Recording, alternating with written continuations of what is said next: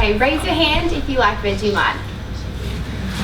Okay, we've got some mixed reviews. But I'm sure a lot more of you would have raised your hand if you realised that Vegemite was helping to protect the hearts and save the lives of many Australians.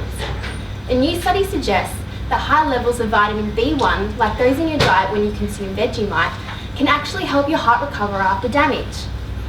It's funny though to think exactly where Vegemite was founded from, and that a product like this today can be helping to save your life.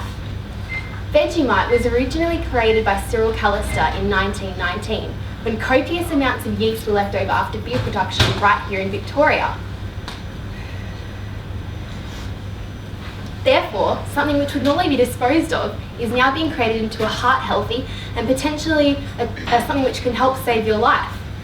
The basis of a byproduct being used to save the lives of many Australians today is the same concept of my PhD. Placentas are my Vegemite.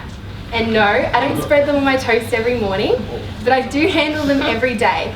And this is so we can collect umbilical cord blood from them, so we can investigate new potential therapies for babies born preterm at risk of infection and preterm brain injury.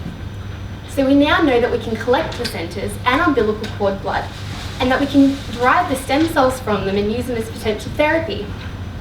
Stem cells are useful because they can stop inflammation when babies are exposed to infection in utero, and also stop cell death cascades.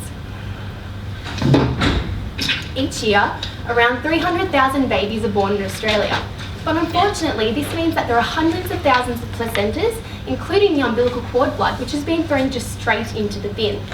Does this story sound familiar?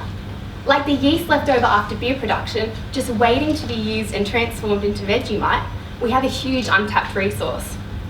So, like the tail of heart disease and the yeast left over after beer production, this Vegemite, we believe that it's the stem cells which could hold the potential therapy to treating the thousands of sick babies that we see with this preterm brain injury each year.